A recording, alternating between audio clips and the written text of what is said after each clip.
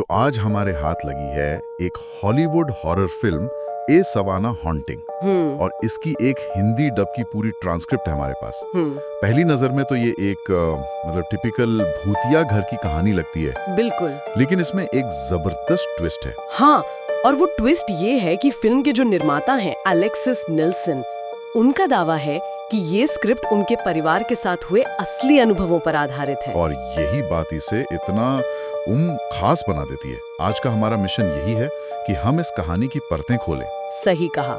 हम परिवार के दुखद अतीत, उस घर में होने वाली डरावनी घटनाओं और उस जगह के एक बहुत ही काले इतिहास के बीच के कनेक्शन को समझेंगे। चलिए तो इसे विस्तार से समझते हैं। देखिए, ये कहानी सिर्फ एक भूतिया घर की कहानी नहीं है। ये भी दिखाती है कि कैसे किसी का अपना दुख, अपना अपराध बोध उसे बाहरी बुरी ताकतों के लिए मतलब ज्यादा संवेदनशील बना सकता है। तो कहानी के सेंटर में है एक परिवार, एरिक, उसकी पत्नी रेचल और उनके दो बच्चे अप्रैल और एंड्रयू। ये लोग कैलिफोर्निया से सवाना आए हैं एक नई शुरुआत के लिए। लेकिन ये जो नई शुरुआत है, असल में ये एक बहुत बड़े सदमे से भागने की कोशिश है। हाँ, कुछ समय पहले ही उन्होंने अपनी एक बेटी एलिस को एक बहुत ही दुखद हादसे में खो दिया है। और एलिस अप्रैल की जुड़वा बहन थी। बिल्कुल। और इस हादसे का सबसे गहरा असर माँ रेचल पर हुआ है। वो अब तक उस सदमे से बाहर नहीं आ पाई है। और जैसे ही ये टूटा हुआ परिवार उस नए घर में कदम रखता है, अजीब चीजें शुरू हो जाती हैं। सबसे पहली चीज जो उन्हें परेशान करती है वो है रात में आने वाली आवाजें। अच्छा। ऊपर के फ्लोर से किसी के भारी बूट पहनकर लकड़ी के फर्श पर चलने की वो ठक ठक की आवाज। स्क्रिप्ट में लिखा है कि ये आवाज इतनी असली लगती थी कि एरिक कई बार अपनी बंदूक लेकर ऊपर दौड़ा, ये सोचकर कि कोई चोर है। पर वहाँ कोई नहीं मिलता था। कभी नहीं। ये हॉरर कहानियों का एक क्लासिक सेटअप है। एक नया घर, एक छिपा हुआ दुख। हाँ। परिवार पहले से ही भावनात्मक रूप से कमजोर है, जो उन्हें अलौकिक घटनाओं का कह सकते हैं कि एक आसान निशाना बनाता है। और आवाजों के साथ एक और अजीब बात थी। बाहर जॉर्जिया की चिपचिपी गर्मी, हाँ, लेकिन घर के कुछ हिस्से, खास तौर पर सीजों के पास की जगह, हमेशा बर्फीली ठंडी रहती थी, बिना किसी एसी के। बिना किसी एसी या पंखे के। ये वो पहली निशानियां थी कि इस घर में कुछ तो गड़बड़ है। और ये जो भावनात्मक कमजोरी है, ये सबसे ज्यादा रेचल में दिखती है। बिल्कुल। वो अपने थेरेपिस्ट को बताती है कि एलिस की मौत कैसे हुई। वो कहती है, उस दिन मुझे बहुत नींद आ रही थी, मैं सो गई और जब वो उठी तो एलिस वहाँ नहीं थी। वो भागकर बाहर पूल के पास गई और एलिस वहाँ डूब चुकी थी। रेचल इस भयानक अपराध बोध में जी रही है कि अगर वो ना सोती तो उसकी बेटी आज जिंदा होती। हाँ। जो अपनी बेटी को खोने के दुख से पैदा हुआ है, या फिर सच में कोई बाहरी ताकत है। डॉक्टर का तो यही मानना है कि ये उसके अवचेतन मन का दुख से निपटने का तरीका है। लेकिन घर में जो घटनाएं हो रही हैं वो बढ़ती जा रही हैं। रेचल को ऐसी फुसफुसाहटें सुनाई देती हैं जो किसी और को नहीं सुनाई देती। अच्छा। उसका बेटा एंड्रयू वो किसी अदृश्य दोस्त से बातें करता है। ये तो बहुत डरावना है। एक सीन में वो अपनी माँ से कहता है, मॉम ये नहीं समझती पर समझ जाएंगी। और यहीं से शक गहराने लगता है। हाँ। और फिर रेचल एक कदम उठाती है। वो अपने बेटे के कमरे में एक ऑडियो रिकॉर्डर छोड़ देती है। और जब वो रिकॉर्डिंग सुनती है, उसके होश उड़ जाते हैं। रिकॉर्डिंग में एंड्रयू की आवाज तो है ही, साथ में एक छोटी लड़की की साफ आवाज है जो एंड्रयू से बात कर रही है। अब देखिए, यहाँ डॉक्टर की थ्योरी कमजोर पड़ जाती है। बिल्कुल। एक इंसान वहम कर सकता है, लेकिन एक ऑडियो रिकॉर्डर वो वहम नहीं कर सकता। वो आवाज कहाँ से आई?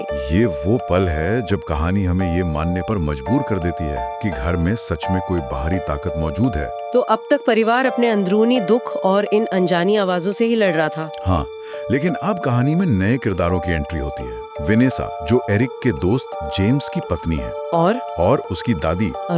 जो कोई आम दादी नहीं है, वो एक हुडू प्रीस्टेस है। हाँ, और उनके पास द शाइन है, मतलब भविष्य देखने की शक्ति, एक तरह से, या आत्माओं की दुनिया को महसूस कर लेने की शक्ति। जैसे ही वेनेसा और उसकी दादी घर में कदम रखती हैं, वो समझ जाती हैं कि मामला बहुत गंभीर है। वो बताती हैं कि उनका ये नया घर असल में एक पुराने बागान, एक प्लांटेशन की नींव पर बना है जो सिविल वॉर के दौरान जल गया था।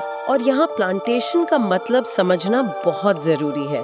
अमेरिका के दक्षिणी राज्यों में ये वो जगहें थीं जहाँ गुलामों से बहुत क्रूर हालातों में खेती करवाई जाती थी। बिल्कुल।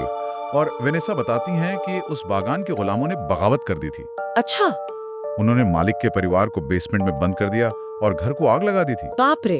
वेनेसा सीधे कहती हैं, उन्हीं लोगों की आत्माएं तुम्हारे घर में मौजूद हैं। और उसकी दादी एक कदम और आगे जाती हैं। हाँ, वो कहती हैं कि घर के नीचे नर्क की दीवारों में एक दरार है। अब ये शायद एक मुहावरा हो, लेकिन इसका मतलब साफ है।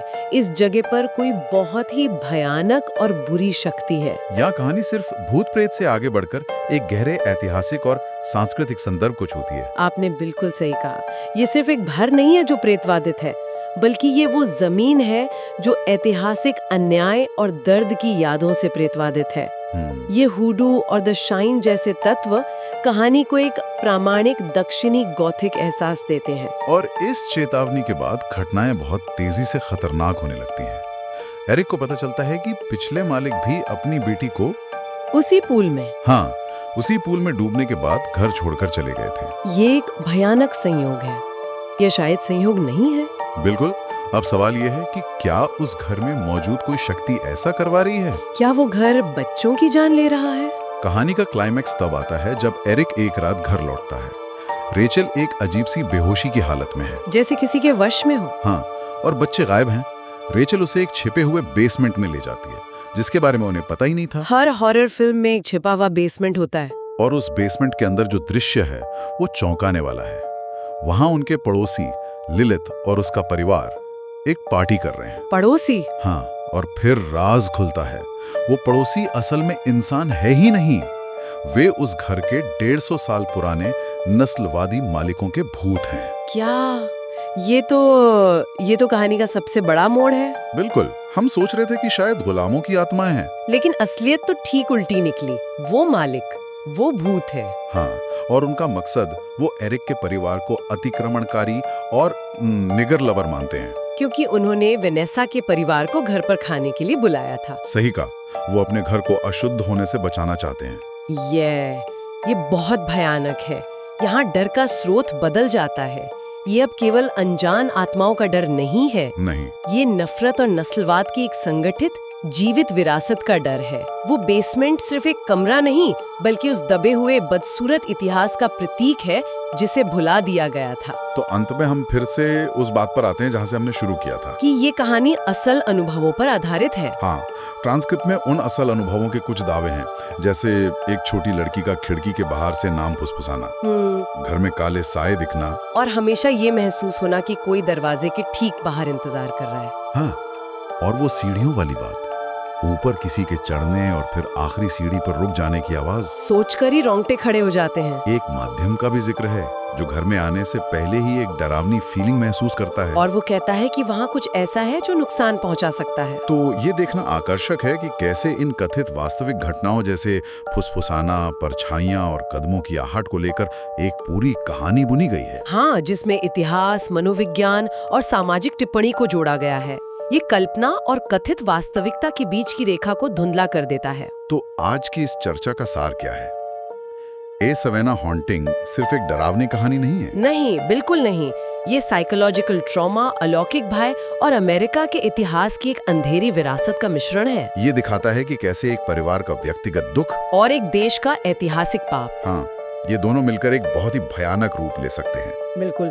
घर सिर्फ ईंट और पत्थर से नहीं बनते, वो यादों से भी बनते हैं। और जब वो यादें दर्दनाक हों तो वो जगहें भी प्रेतवादित हो जाती हैं। तो श्रोताओं के लिए एक आखिरी विचार छोड़कर जाते हैं। जरूर। ये कहानी इस बात पे सोचने को मजबूर करती है कि कुछ स्थान केवल आत्माओं से ही नहीं, बल्कि ऐतिहासिक अन्यायों की स्मृति से भी प्रेतवादित होते हैं। तो क्या होता है जब अतीत की हिंसक बुराइयां दबी रहने से इनकार कर देती हैं और अपनी जमीन पर वापस दावा करने की कोशिश करती हैं?